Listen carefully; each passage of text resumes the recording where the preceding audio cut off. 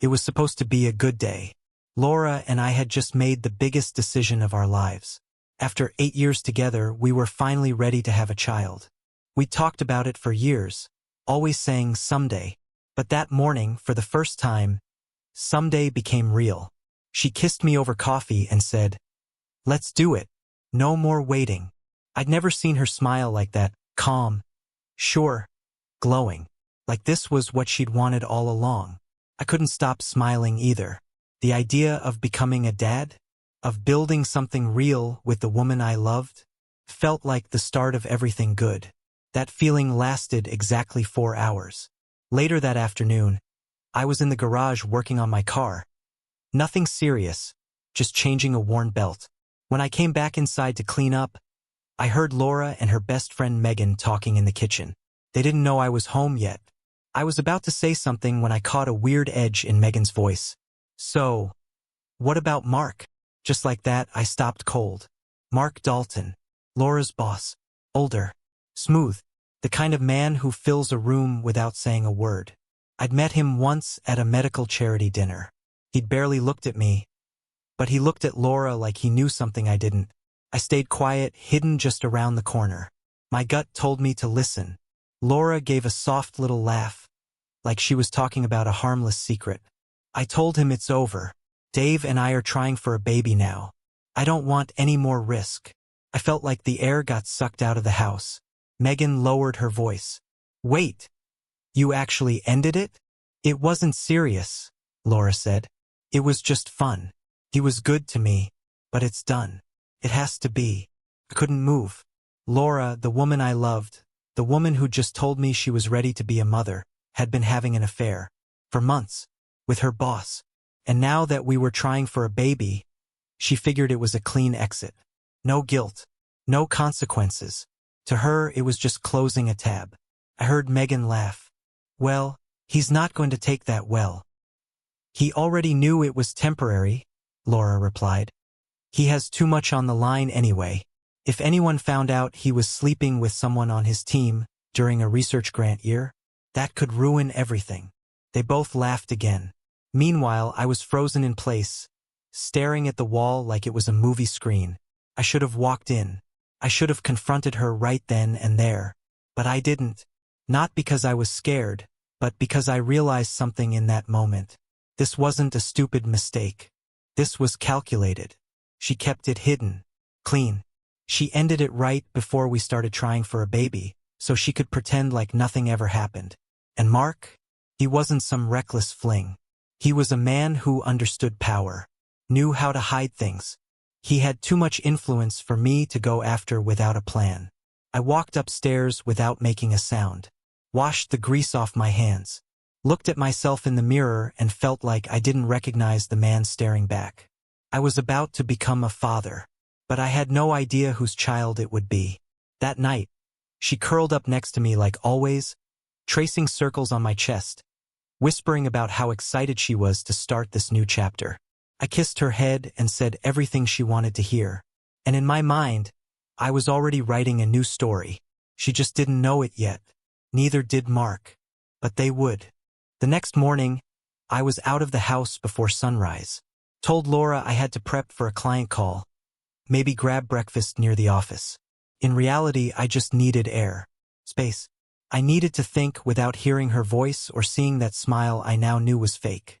I drove around for an hour with no destination. Just the hum of the engine and the weight of what I'd heard. We were trying for a baby. That wasn't just pillow talk to me. We'd spent years building toward that moment. I'd worked long hours, saved every spare dollar, pushed my career ahead so we could have a life with choices. The right home, the right neighborhood, the kind of security most people only dream about. And while I was building that future, she was sneaking off with a man who had everything. Except a conscience. Mark Dalton. He wasn't just her boss. He ran the whole department at the medical institute. Trusted with research budgets, public grants, charity funds, and apparently my wife. If word ever got out that he was involved with a subordinate, it could tank his entire career. But they had it wrapped up tight. That's what chilled me the most. How clean it all was. There were no strange charges on our credit card. No missed nights. No sudden changes in her routine. Nothing in her phone. She played her part perfectly. And I'd bought it. It would have stayed hidden forever if I hadn't come home early that day. I couldn't stop replaying it in my head. Her saying, "It's over," like she was ending a gym membership. Megan laughing like it was some cheeky little secret. Laura claiming it was just fun. As if that made it better. And now we were trying for a baby. There was a very real chance that if she got pregnant in the next few weeks, I wouldn't be able to know for sure if it was mine. I'm not a man who loses control easily. I don't yell. I don't make threats. But something inside me cracked wide open. By the time I pulled back into our driveway later that day, I had one goal. I was going to expose everything. But I needed proof. I spent the next week in full recon mode. Every night, once she went to sleep, I went through her phone, her emails, her laptop, nothing. Either she was too careful, or she'd already wiped everything clean when she ended things with Mark. I even checked our storage boxes in the attic, in case she'd stashed something physical. Receipts, notes, anything. But there was nothing. Whatever they had, it existed outside the lines. I started thinking about Mark himself. How he looked at Laura during that dinner last year, charming but cold. Like he didn't care who noticed. A man who believed rules didn't apply to him. Then, like it was meant to happen, Laura came into the room one evening holding a printed invite. "Hey," she said, handing it to me. "We're invited to the annual donor event at the Institute next Friday. Big deal for Mark and his team." I looked at the invitation. It wasn't just any dinner. It was a high-profile gala. Sponsors, local officials, doctors, even press. Exactly the kind of place where masks stay on and slip off. She smiled. "I think we should go.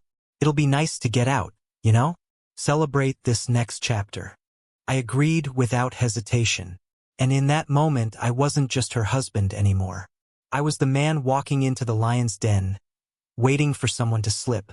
What I didn't know yet was that Mark's biggest mistake wasn't cheating with my wife. It was raising a daughter who wanted to watch him burn. The night of the gala, Laura looked stunning. She wore a deep green dress that flowed with every step, her hair done just the way I liked it. She smiled at me in the mirror as I fixed my tie, and for a second, I almost believed everything was normal. Almost. We arrived at the medical institute just after sunset. The building was glowing, white lights strung through the courtyard trees, valet cars lining up, people in suits and gowns sipping champagne under a tent. Laura held my arm like a proud wife. I held my expression like a man who hadn't heard her say she missed another man's touch. Mark was exactly where I expected him to be, front and center, holding court near the entrance like royalty. He laughed big, shook hands hard, kissed cheeks like he was running for office. And then he saw Laura. His smile didn't change, but something flickered in his eyes. I watched him closely. He stepped forward, kissed her on the cheek like an old friend, and said, "You look amazing, Laura. Stunning." She blushed. Then he turned to me. "And you must be Dave. Heard great things." His handshake was firm, confident, hollow. "Pleasure," I said flatly. "Laura tells me you're the backbone of the department." He laughed like it was nothing, but I saw the flicker again. He was sizing me up, seeing what I knew. I didn't give him anything. Then someone else stepped forward, and for a moment time froze.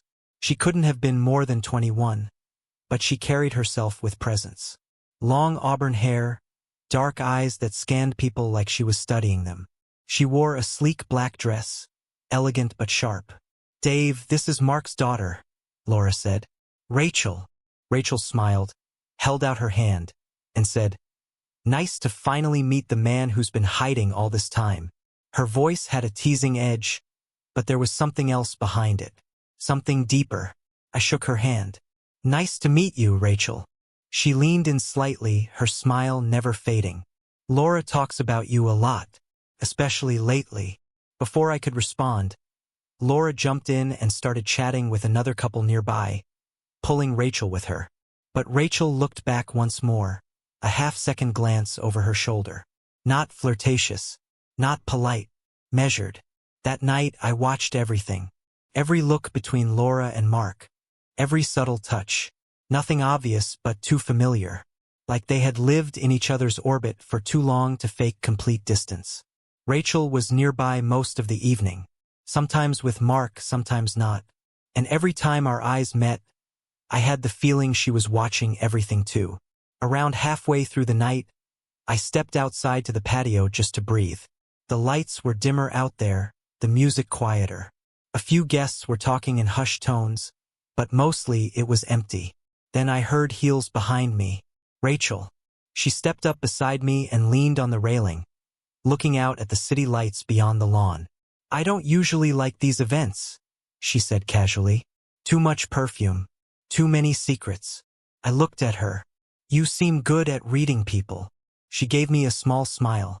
"I pay attention, especially when my father is involved." Silence hung between us for a moment. Then she turned to me, completely calm. "You know, don't you?" I didn't say anything. Rachel nodded to herself. "I figured. The way you looked at him. The way you're holding it together." I looked her in the eye. "How long have you known?" She looked back out at the city. "Long enough." And then she reached into her small black clutch and pulled out a plain white envelope. She held it toward me. "You're not crazy. You just didn't have the proof until now." Inside were photos, still frames, Laura and Mark, in his pool, on his patio, not just once, several dates, clear as day. And with that envelope in my hands, something inside me shifted. This wasn't just a betrayal anymore. It was a setup. And now I had my first weapon. I didn't open the envelope until we got home. Laura was humming in the shower, still glowing from the night, acting like the world was perfect. I sat on the edge of our bed, holding the envelope in my hands like it was a live wire. I already knew what was inside, but seeing it, that made it real. The photos were crisp. No shadows, no doubts.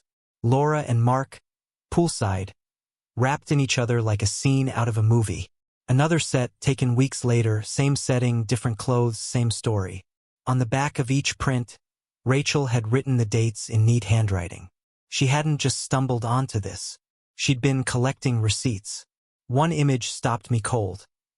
Laura sitting on Mark's lap, wet hair clinging to her shoulders, laughing like she didn't have a care in the world. I stared at that one the longest.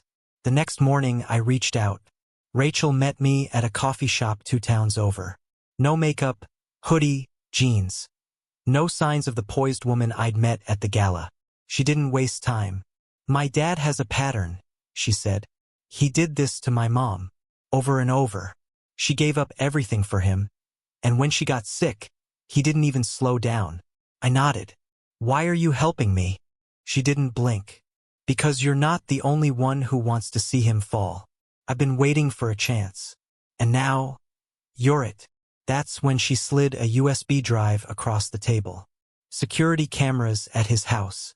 He thinks they're just for show, but I have access." The drive has clips. One of them shows Laura arriving when no one else is around. A few others are worse. "You'll see." I didn't say anything.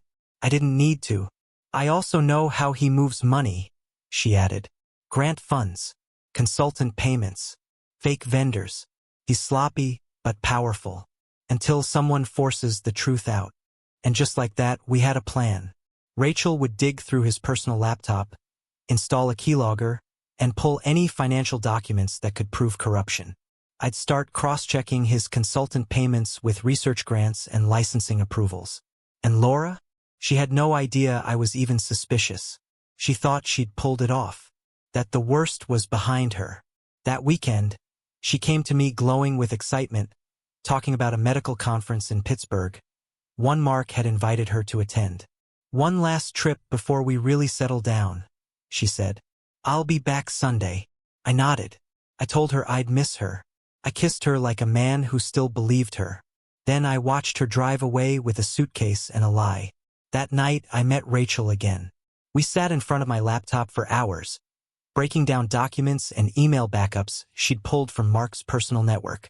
The deeper we went, the worse it got. Unauthorized research billing, cash payments to consultants who didn't exist, private donors connected to state contracts. Rachel leaned back in her chair at one point, arms folded. You realize this isn't just cheating anymore, right? I nodded. It's a career-ending scandal. If we play it right. She smiled. Not sweet, not smug, controlled. I don't want to embarrass him, she said. I looked up, surprised. I want to erase him. I didn't answer, but inside I felt it too. I wasn't just looking for closure anymore. I wanted them to feel it, both of them, because now I had more than suspicion. I had strategy, and I had Rachel. Laura texted me from the hotel that night like everything was normal. Made it safe. Mark says hi. Big day tomorrow. I love you. I stared at the message for a long time. It was so normal, so innocent. But now I could see the rot behind the words. I didn't respond right away.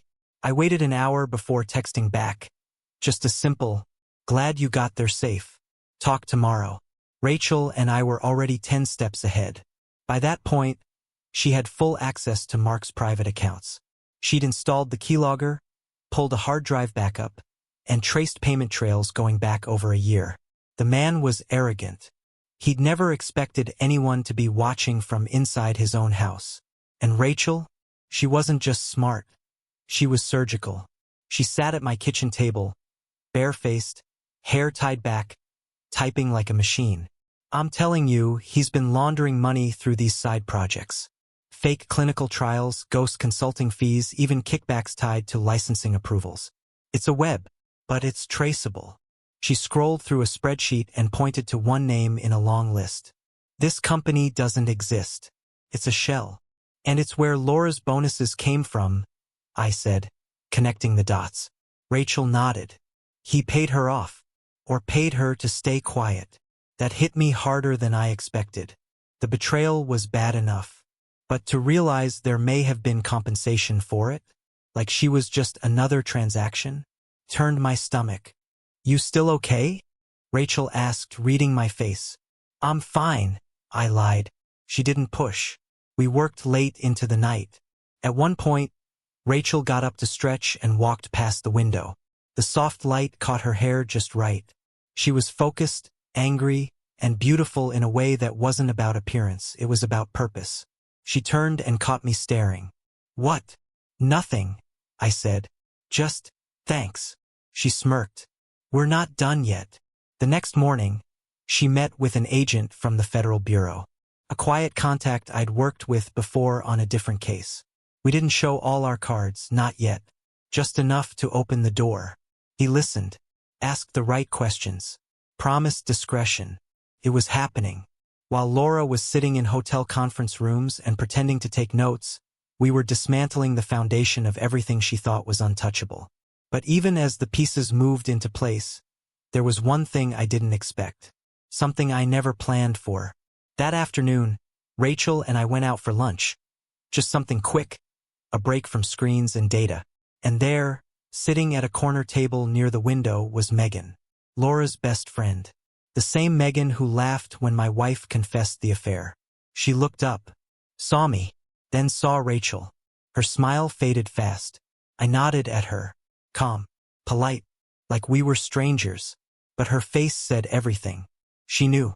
And in that moment, I knew she was going to run straight to Laura, which was exactly what I wanted.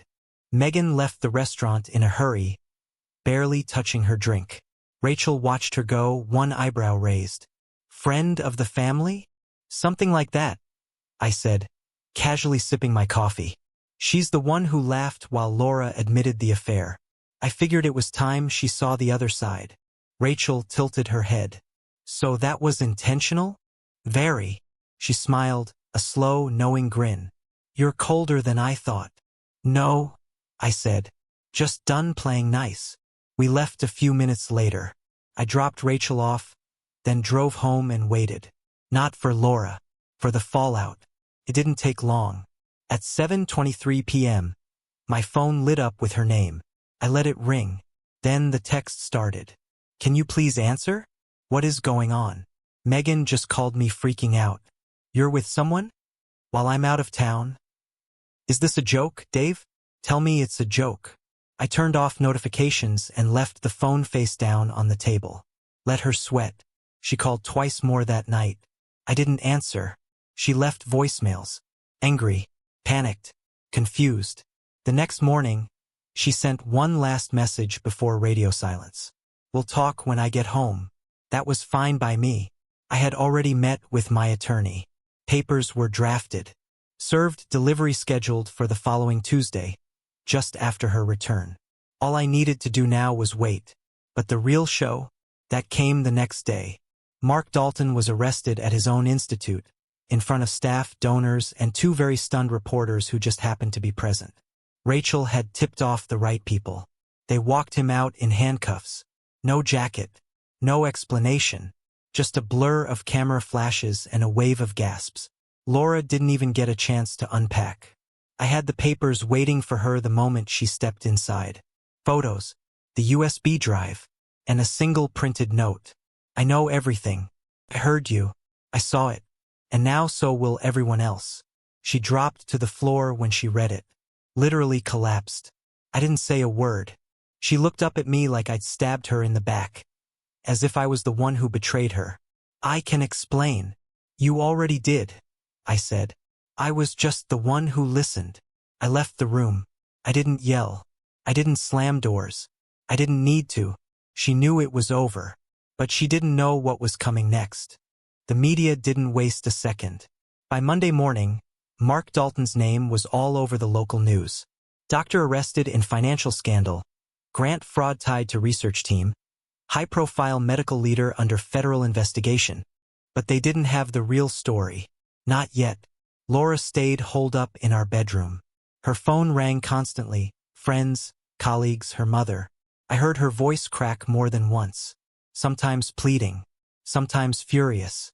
By Tuesday, she tried to act composed. She walked into the kitchen like nothing happened, holding a mug like she was just tired. You made a mistake, she said quietly. You don't know the whole truth. I looked her in the eye. Then explain it. She hesitated. That pause told me everything. Was it ever going to stop? I asked. Her shoulders fell. I thought I could walk away clean, she whispered. Start over with you. I really did. But you didn't, I said. You lied and you gambled. And now it's over. She didn't argue. She just stood there, holding the mug like it was the last solid thing in her life.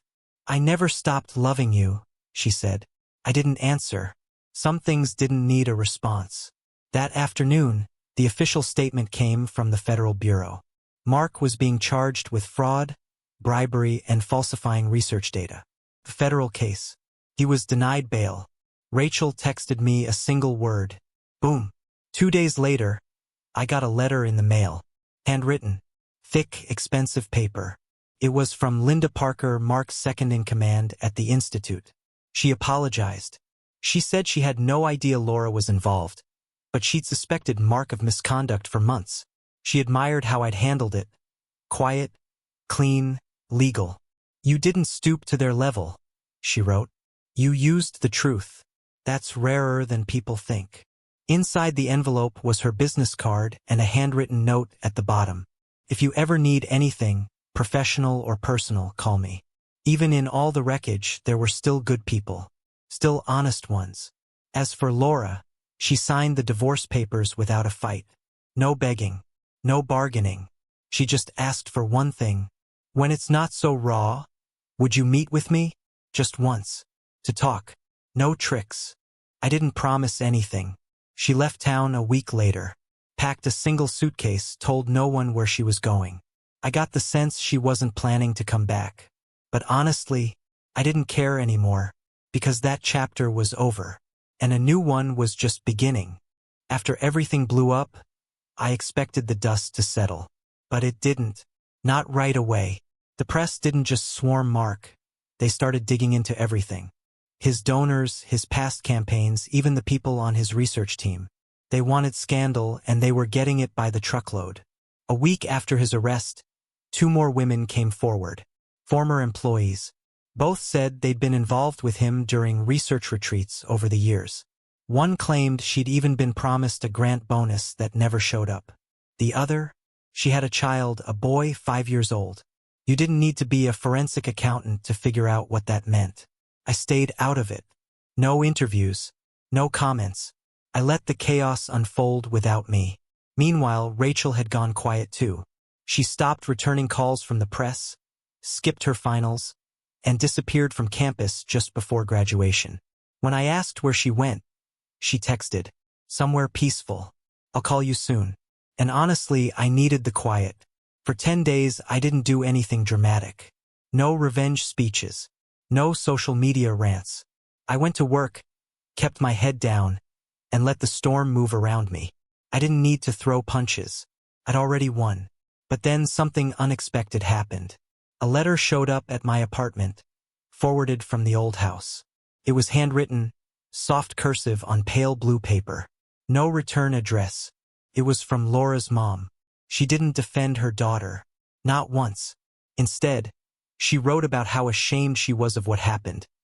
How she always saw me as the real son she never had. How she'd begged Laura not to throw it all away. And how, even though I had every right to hate them both, she hoped I wouldn't. "She's hurting," she wrote. "But I think she understands now. Maybe too late, but still." It didn't change anything. But it stirred something. Not forgiveness. Not even sympathy. Just an odd quiet. Later that week, I finally got the call I'd been waiting for. My contact at the bureau let me know that Mark had agreed to a plea deal. He was going away. No trial. No spotlight. No chance to spin the story in his favor. 20 years in federal prison. He'd never lecture in a classroom again. Never stand on a stage. Never shake another donor's hand. His reputation, his status, everything he built, gone. That night, I went for a walk alone. The sky was clear, quiet, no wind, just the sound of my own steps. It should have felt like victory, but it didn't, because revenge, no matter how justified, doesn't fill the space someone you loved used to live in. It just makes that space quieter, and sometimes too quiet. I stopped at the corner, looked up at the stars, and asked myself one question I hadn't dared to ask until now. What comes next? A month passed, then another. Life didn't return to normal because the old normal was gone. But it stabilized. The divorce was finalized. Clean, no courtroom drama. Laura didn't fight for the house or the accounts or anything else. We split what we'd built like two people dividing furniture in a hotel room. Detached, polite, done. I moved into a new place closer to the city, just a few blocks from my office. Smaller, simpler, but mine. No secrets in the walls. Work kept me busy. After the federal case against Mark went public, my firm quietly expanded my role. I was the guy who found the cracks. The one who followed the money when no one else could. My inbox filled up. A promotion followed. And still, something felt unfinished. Late one Friday afternoon, my phone buzzed. Unknown number. I almost ignored it, but then I picked up. "Hey," Rachel's voice said. "I'm at the train station. Want some company?" She didn't wait for a yes. She just told me where she'd be. When I saw her, she looked different. Lighter. No makeup. Hair pulled back. Old hoodie over leggings.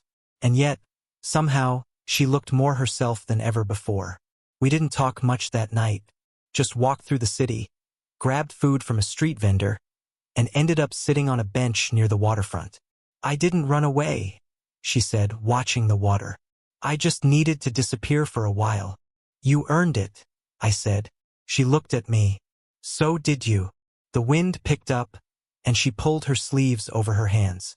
"I always thought I needed to destroy him to move on. But after the arrest, after the headlines, the interviews, the silence, I realized something." "What?" "That I wasn't angry anymore," she said. "Not really. I was just tired of pretending it didn't matter." I nodded slowly. I knew the feeling. She smiled. "I've decided to switch majors. I'm applying to a forensic accounting program." I laughed. "Trying to steal my job?" "No," she said. "Just thought I'd follow someone I respect." We didn't kiss that night. No dramatic moment. No swelling music. But she came home with me, and for the first time in months, I didn't feel like I was living in someone else's life. We spent the weekend together, talking, cooking, laughing, rewinding, then pressing play again. No promises, no big declarations, just two people who'd been lied to, who found each other in the wreckage, and decided not to let it end there. Weeks later, she showed up at my place with a small suitcase and a smirk. "I figured if your ex could spend 6 months sneaking around," she said, "I could at least spend the summer being honest." That night, I finally slept without checking the shadows. And as for Laura, the last I heard, she moved out west. New name, new job, trying to rebuild. Maybe she will, maybe she won't. But me, I'm good. I got justice. I got peace. And without ever planning to, I got someone worth trusting again.